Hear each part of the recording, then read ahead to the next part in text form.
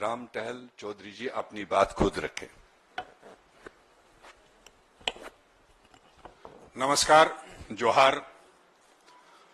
मंच पर उपस्थित हम सबों के परम आदरणीय प्रभारी आदरणीय गुलाम अहमद मीर साहब, मीडिया कम्युनिकेशन के चीफ आदरणीय पवन खेरा साहब, हमारे विधायक दल के नेता आदरणीय आलमगीर आलम साहब, बड़े भाई और पूर्व कैबिनेट मंत्री आदरणीय सुबोधकांत सहाय जी, हमारे दोनों कार्यकारी अध्यक्ष बंधु तिर्की जी, शाहजादा अनवर जी, और जो जिनके लिए आज सब हम लोग जुटे हैं, वैसे हमारे झारखंड के कद्दावर नेता और सच पूछो तो पिछड़ों के मसीहा के रूप में ये जाने जाते रहे हैं। 5 बार के सांसद रहे और एक खास बात ये है आज की ज्वाइनिंग में कि दोनों जो बड़े भाई हैं हमारे, दोनों एक दूसरे को लगातार हराते रहे। कभी ये 2 बार लगातार जीते, कभी वे 2 बार लगातार जीते, और आज ये एक महासंगम होने जा रहा है। ये मैं समझता हूं कि आदरणीय राहुल गांधी जी ने भारत जोड़ो न्याय यात्रा अपना जो 5 दिनों तक झारखंड में गुजारा, उस बात से बहुत लोग प्रभावित हैं। और आप देख रहे हैं किस तरह से वो झारखंड की भाजपा में भगदड़ मची हुई है। ये सही है कि ये लगातार 5 बार सांसद रहे हैं, लेकिन इनका मोहभंग पहले ही हो चुका था, क्योंकि जिस तरह की नीति और तानाशाह प्रवृत्ति के लोग हैं उसमें इनका मन नहीं लग रहा था और लगातार ये जनसेवा में लगे रहते थे। वैसे में हमने इनसे दरखास्त की थी और हम समझते हैं कि अपना जो कीमती समय है अब पार्टी को देंगे और पार्टी पूरी तरह से इनको जो सम्मान देना चाहती है वो देने का काम करेगी। पूरे झारखंड में इनके नाम की चर्चा होने के बाद एक अलग सा उत्साह है, और जो हम लोग लगातार कहते आए हैं, जो आदरणीय गुलाम अहमद मीर साहब भी कह रहे थे कि मोहब्बत के नफरत के बाजार में मोहब्बत की दुकान खोलने निकले हैं, और इस बात से ये पूरी तरह प्रभावित है। मेरी बात लगातार होती रहती थी। ये सही है कि सही समय पे सही कदम उठाया जाना ही ठीक होता है, और उस निमित्त आज ये आ रहे हैं। मैं इनका स्वागत करता हूं, अभिनंदन करता हूं। धन्यवाद आप सबों का, खास करके पत्रकार मित्रों का, कि जब भी झारखंड के संदर्भ में प्रेस कॉन्फ्रेंस होती है आपकी भारी उपस्थिति रहती है। धन्यवाद। आपसे विशेष मोहब्बत है। पहले इनको आपका स्वागत पहले कर लें, हम दोनों मिलके बता।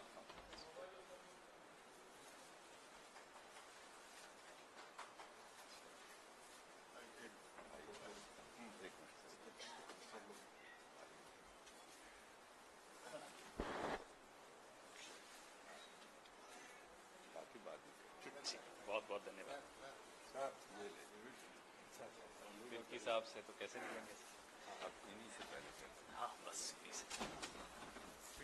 मैं राम टहल चौधरी साहब से आग्रह करूंगा कि वो 2 शब्द आपको कहें।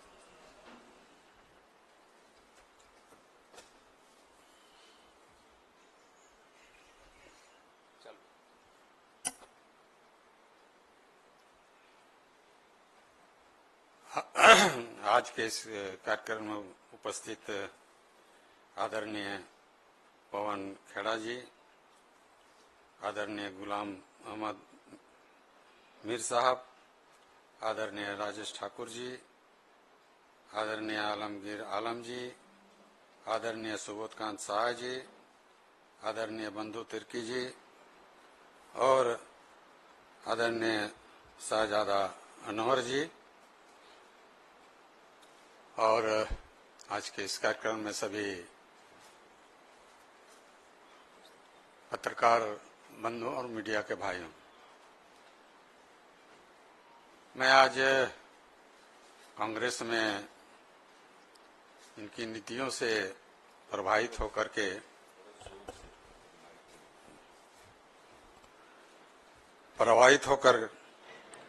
और हमने जैसा बताया गया 5 बार सांसद रहे और बिना सोचे समझे चुनाव के 1-2 महीना पहले मुझसे कहा गया कि आप लिख के दो कि हम चुनाव नहीं लड़ेंगे। हम कहा ये तो तानाशाही है, आपको करना था तो पहले बात करना चाहिए था। तो उसी समय हमने रिजाइन किया पार्टी से और फिर चुनाव भी लड़ा। तो हमारे यहाँ शुरू से पूरे देश का दौरा जो राहुल जी का दौरा हुआ। हमारे यहाँ झारखंड में भी 5 दिनों तक उनका दौरा हुआ, उस समय काफी प्रभावित रहा। और भारत जोड़ो आंदोलन इन्होंने बहुत लंबी यात्रा की। जाड़े के दिन में वे गंजी पहन के घूमते थे। अब आम आदमी को भी लगता था कि बहुत कष्ट में हैं, और उस हालत में भी इन्होंने देश का दौरा करते रहे। झारखंड में भी 5 दिनों तक इन्होंने दौरा किया। इससे मैं काफी प्रभावित हुआ। और इन्होंने साथ साथ ये बातें जो बराबर बोलते रहे कि जिसकी जितनी भागीदारी उतनी उसकी, जितनी जिसकी उनकी उतनी हिस्सेदारी, ये नारा था। और जातीय जनगणना जो आवश्यक है, और जब तक जातीय जनगणना नहीं होगा तब तक उसका हिस्सेदारी पता नहीं चलेगा। तो इस पर इन्होंने, जो कि देश की आम जनता ये चाहती है कि हाँ जातीय जनगणना हो, और इस मुद्दे को बराबर उठाते रहें, और चाहते भी हैं। इससे मैं प्रभावित हूँ। और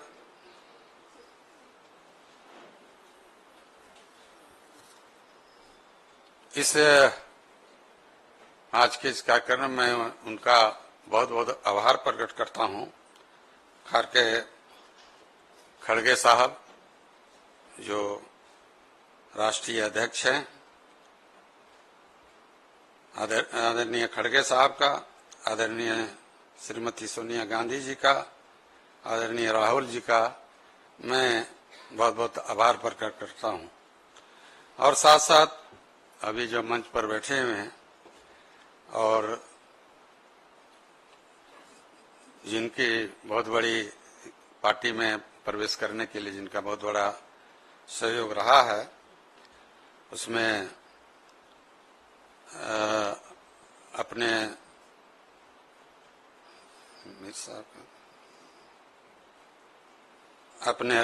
श्री राजेश ठाकुर जी जो अध्यक्ष हैं, मोहम्मद आलमगीर आलम साहब,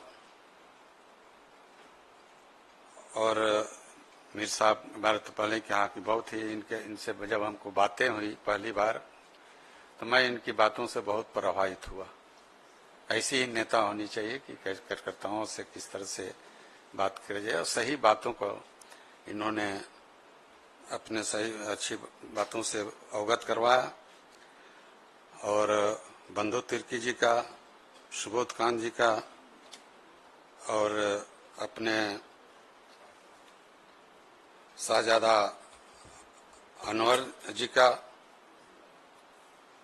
मैं बहुत बहुत आभार प्रकट करता हूं। और मैं विश्वास दिलाता हूं कि मैं जो अच्छे कामों के प्रति मैं उसको अच्छे काम का आदर करता हूं। और कहीं तानाशाही होता है तो वो अच्छा नहीं लगता है। कहीं कहीं देखते हैं घर में भी लोकतंत्र नहीं है तो देश में लोकतंत्र क्या रहेगा। तो ये स्थिति अभी है जो मुझे कभी अच्छा नहीं लगा।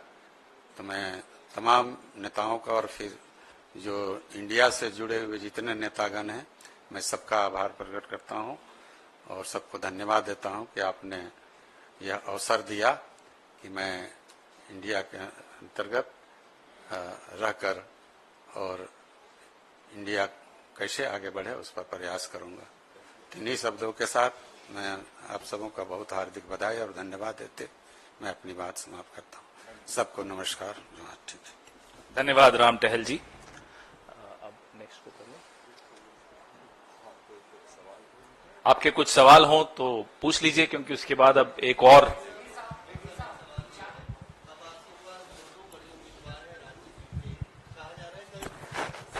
बैठक में रांची की सीट को होल्ड पे डाल दिया गया। अब राम टहल चौधरी जी भी आ गए और सुबोध जी भी बैठे हैं। आपके अध्यक्ष राजेश ठाकुर जी ने कहा है कि 2 बार वो जीते 2 बार ये। तो अब रांची सीट को लेकर क्या स्थिति है? क्या सुबोध जी इस बार मैदान में होंगे या राम टहल चौधरी जी होंगे मैदान में? कांग्रेस पार्टी का उम्मीदवार होगा और मजबूत सशक्त उम्मीदवार होगा।